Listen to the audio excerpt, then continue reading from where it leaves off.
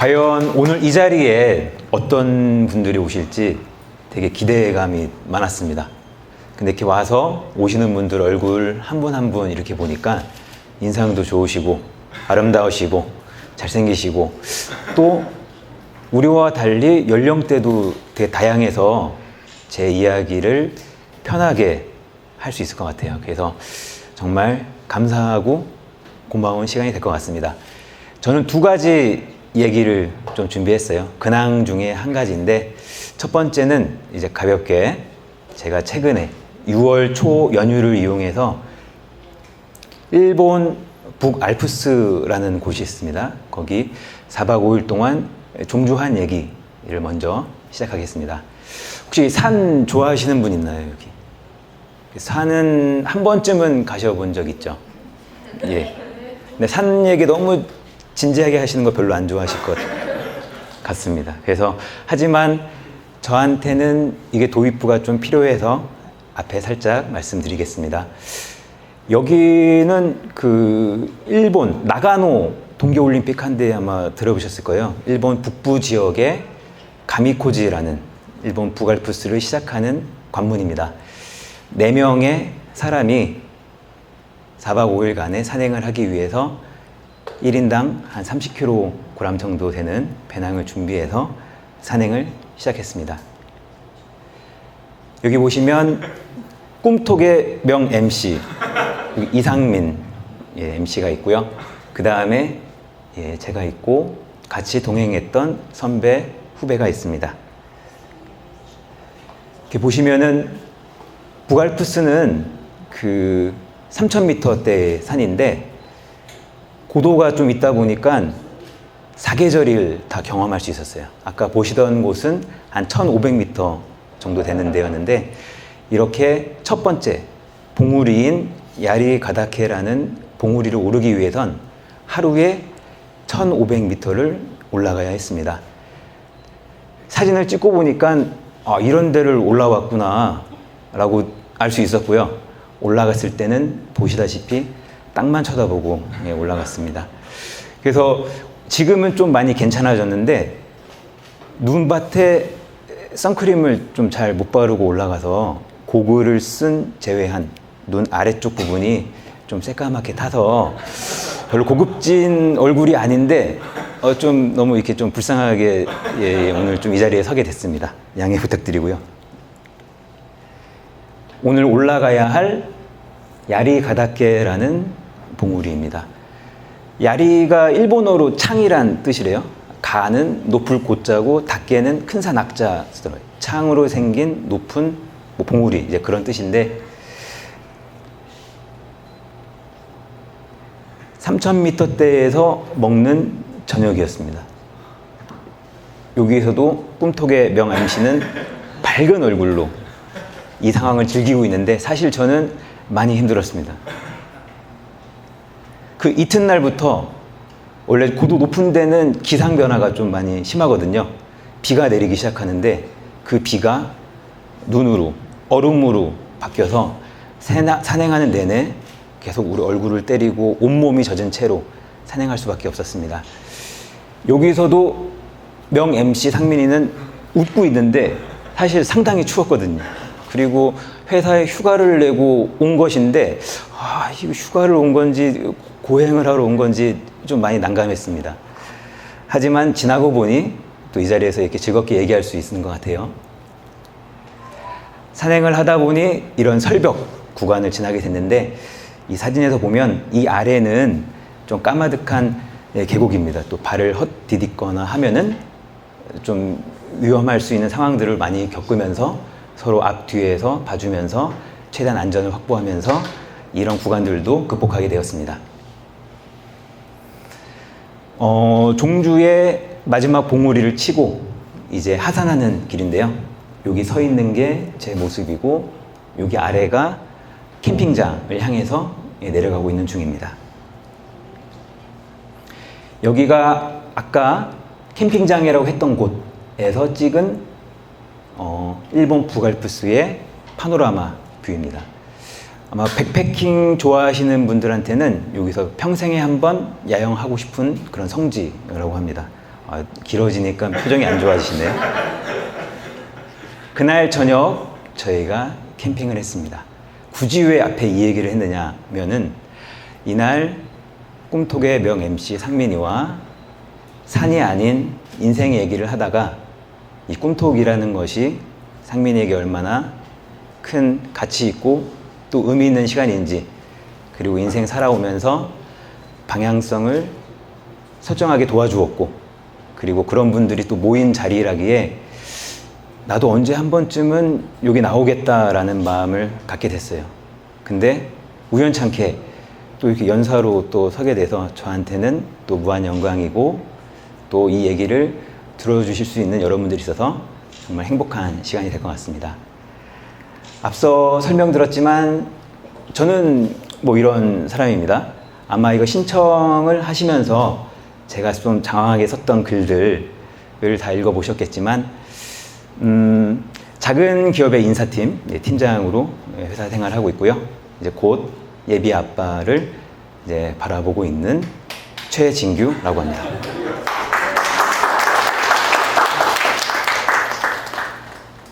지금부터는 제 결혼 생활, 예비 아빠가 되는 과정에 대해서 한번 좀 말씀을 드려보고 싶어요. 제가 이제 그 불혹의 나이를 이제 앞두고 있다고 했습니다. 네. 그렇게 그렇게 안 보이죠. 올해로 한국 나이 39인데 39보다는 관리를 잘한 것 같죠. 감사합니다. 예. 첫 번째인가요? 예? 결혼이 첫 번째냐고요? 결혼은 예 처음. 예, 감사합니다. 결혼은 2012년에 처음 했습니다. 예. 예. 계속 유지하고 있는데요. 제가 말씀드리고 싶은 얘기는 우리 2세에 대한 부분이었어요. 12년도에 결혼했으니까 이제 올해로 8년 차 접어드는 이제 부부입니다. 근데 결혼하면 저는 당연하게 우리 아이가 이제 생길 것이라고 많은 생각을 했고, 또 우리 부부를 좋아해 주시는 주변 분들은 또 우리 2세를 또 기다리면서 많은 응원과 격려를 해주셨어요. 그래서 한 2년, 3년까지는 오랜 기다림의 시간을 이제 가졌습니다. 근데 정말 애석하게도 우리가 원하는 그 시간에, 그 타이밍에 아기가 잘 이제 생기지 않았어요. 그래서 2015년도 말부터는 그냥 이렇게 있으면 안 되겠다. 또 우리 부모님, 또 처가 부모님 또 이렇게 많이 말씀하셔서 난임병원에 좀 가게 됐습니다. 난임병원 가게 되면은 정말 많은 그 부부들이 있습니다. 근데 이게 시각의 차이가 있는 게, 임신을 해서 그 부분들을 보면은, 야, 우리나라 저출산이라는데 뭐 저출산이냐, 이렇게 산부인과 와서 이렇게 막 아이 낳을 사람 많은데, 임산부의 시각은 그렇게 보는데, 난임 가정의 시각에서 본다면은 이렇게 고생한 사람이 많구나, 이렇게 힘들구나 라는 시각차가 있습니다. 처음에 저도 병원에 갔을 때에는 뭐 그렇게 심각하게 생각하지 않았어요. 그냥 되게 즐기면서 갔던 것 같아요. 또 경험이구나, 한번 해보면 되겠지, 이런 마음이었는데, 그런 시간들이 인공수정을 또 4번 하고 또 시험관 하기를 5번을 했는데 모두 다 잘 되지 않았어요. 근데 모든 부부가 가정이 그렇습니다. 사실 뚜렷한 이유는 없는데 잘 안 되는 거예요. 이건 정말 내가 통제할 수 없고 컨트롤할 수 없고 이거는 인간의 영역이 아니구나라는 걸 이제 강하게 느꼈어요. 올해 4월 초에 이제 냉동시켰던 이제 마지막 배아를 이제 이식을 하고 결과를 지켜봤는데 안타깝게도 잘 안 됐습니다. 잘 안 돼서 저는 그 상황에 너무 몰입하지 않으려고 노력을 했어요. 왜냐하면 저보다 더 가슴 아파할 또 와이프를 생각해 보니까 내가 집안의 가장으로서 이 정도는 책임질 수 있어야겠다라는 생각을 가졌습니다. 근데 그렇게 마지막이라고 했던 우리 그 기회가 좀 안 되고 나고 그날 저녁에 와이프가 소리 없이 울고 있는데 그 모습을 보면서 아, 이제 마지막이다. 더 이상은 하지 말자. 그냥 둘이 예쁘게 잘 살면 되겠다라는 마음까지 겪게 되었습니다. 와이프가 울음에 지쳐서 잠든 후 와이프 앞에서는 절대 울 수가 없어요. 저도 그날 새벽에 이제 좀 이거는 놓아야겠다라는 생각을 많이 가졌었어요. 그러고 나서 둘이 여행을 다니고 앞으로 어떤 걸 할까? 요게 팔당대교 근처에 있는 카페인데 우리도 이런 자연과 법하면서 카페 운영하면서 둘이 행복하게 살면 어떨까? 라고 마음을 가졌던 그때인 것 같아요. 이게 5월 초 이야기입니다. 근데 그렇게 내려놓고 보니까 차라리 그냥 후련하더라고요. 그리고 제가 아무것도 가진 게 없을 때 저를 결혼 배우 대상자로 선택해주고 나를 선택해준 와이프한테 이제는 내가 그 역할을 다 할 때이구나 라는 생각을 했습니다. 그러던 어느 날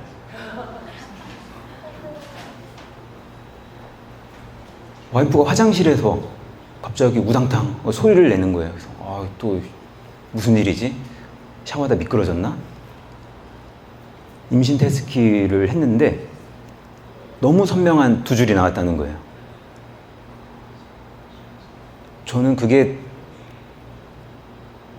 장난인 줄 알았어요. 그리고 고장난 테스트키인 줄 알았어요. 왜냐면은 우리가 7년, 8년 살아오면서 자연 임신이 안 됐기 때문에 그런 병원들을 다녔던 건데 아니 갑자기 자연 임신이라니? 너무 뜻밖인 거예요. 영상. 예. 그래서 떨리는 마음으로 병원에 가서 봤더니 임신 5주라는 걸 알게 됐습니다. 그리고 오른쪽 초음파 사진은 이제 임신 6주 때 찍은 사진인데 이 새끼 손가락 같은 거에 심장이 뛰면서 6주 때는 한 100번 정도 이렇게 뛴다고 그래요. 뛰는 순간 저걸 봤을 때 너무 기다려왔다는 일이고 이것 외에는 내 인생에 행복이 어떤 게 있을까라는 마음을 많이 가졌었는데 막상 이게 현실이 되니까 이거 좋아해야 되는 건가? 내가 이 행복을 누릴 자격이 있는가? 앞으로 어떻게 해야 되지? 라는 놀라움의 연속으로 계속 살아가고 있습니다. 어플 중에 280일, 280데이즈라는 게 있어요. 아직 결혼을 하지 않으셨거나 뭐 이렇게 연애하시는 분들은 잘 모르겠는데 아기가 나올 때까지 280일이 걸린대요. 제가 이 PT를 만들 때가 6월 28일입니다. 지금은 이제 9주 5일, 앞으로 212일 정도 남았는데 떨리는 마음으로 우리 가정의 임신 소식을 또 알리게 돼서 또 한편으로는 감사한 마음을 갖고 있습니다. 아가가 생겼을 때 어땠어요? 사실 아무 생각 없었습니다. 근데 하지만 이렇게 주어진 것들이 그 이전에는 저한테 내가 어떤 가장을 해야 되지? 어떤 아빠가 돼야 되지? 그러면 내 시간과 내 돈과 내 취미와 모든 걸 포기해야 되는데 어떻게 해야 되지? 그랬던 마음에서 자연스럽게 받아들이게 되었습니다. 그리고 뭔가 새로운 것을 꿈꿀 수 있는 그런 시간들로 채워지고 있고 채워나가고 있습니다. 아마 이 얘기가 그 주변에 뭐 이런 일을 겪으신 분들 또 겪지 않으신 분들 있겠지만 포기하지 않고 계속 하다 보면 어느 순간 주어지는 저는 큰 축복이라고 생각하고 있거든요. 내년 1월 말이면 이제 또 아이가 태어난다고 합니다. 태명을 저는 축복이라고 지었어요. 그래서 그 축복이가 또 태어나면 또 이런 꿈톡 가족분들에게 소개시켜 줄 수 있는 시간을 가지면 참 좋을 것 같습니다. 박수로 우리 축복이를 격려해 주시면 감사하겠습니다. 마지막 마무리하면서 영화 캐스트 어웨이 한번 다 보셨나요? 보신 분 있으시죠? 그 마지막 엔딩 씬을 한번 봤으면 좋겠어요. 잠깐 보시겠습니다.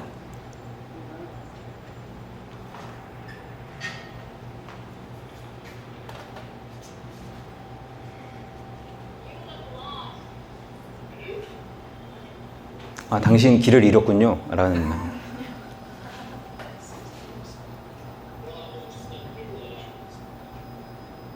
길을 물어봐요. 이쪽으로 가면 어디고 저쪽으로 가면 어디입니다. 뭐 그런 얘기 합니다.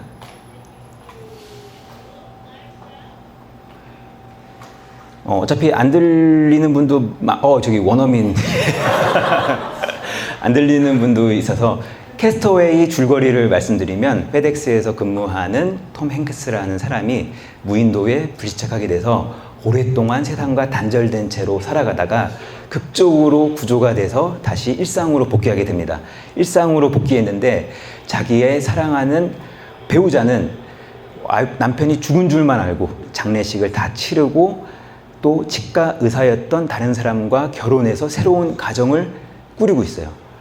이 사람은 본인이 원했던 그 일상으로 되돌아가고 싶었지만 내가 잊지 않았던 그 시공간 속에는 또 새로운 인생들로 채워지고 있는 마당에 이제 새롭게 여행을 떠나는 거예요.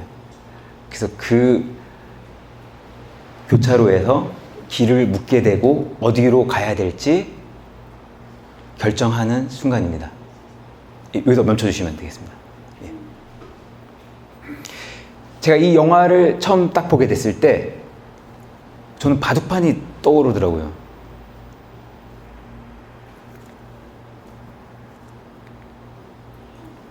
다음 PT로. 예.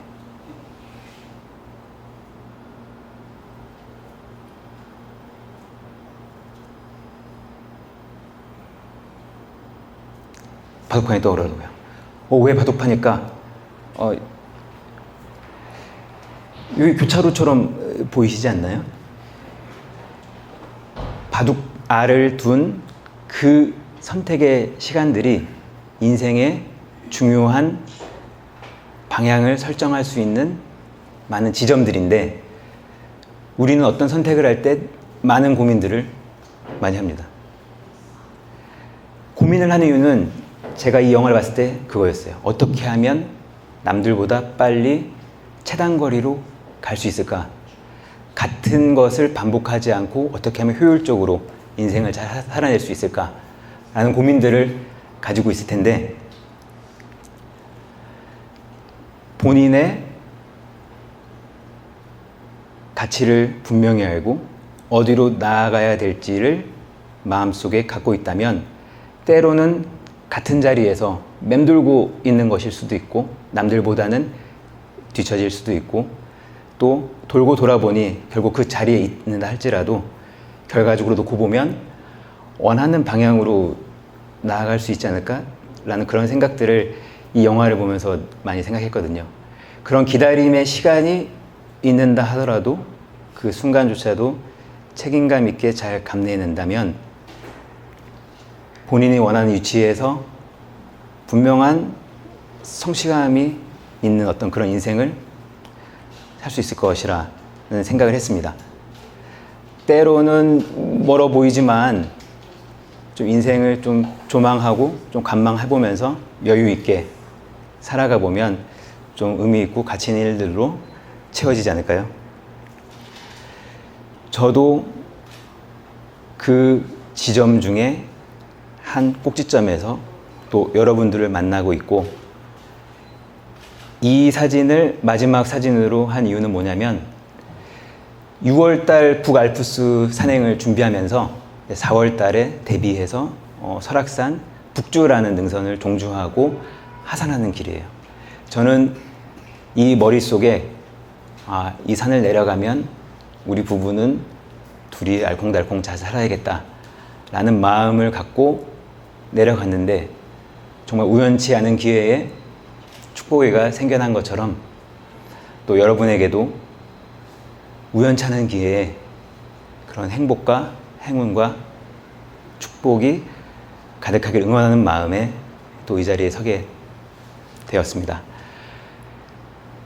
이렇게 계속 만나고 교류하고 또 만나면 좋겠죠. 하지만 이렇게 만나지 못하더라도 저는 제 인생 어딘가에서 또 이런 최근에 겪은 좋은 영향들을 갖고 열심히 책임감 있게 하루를 살아내겠습니다.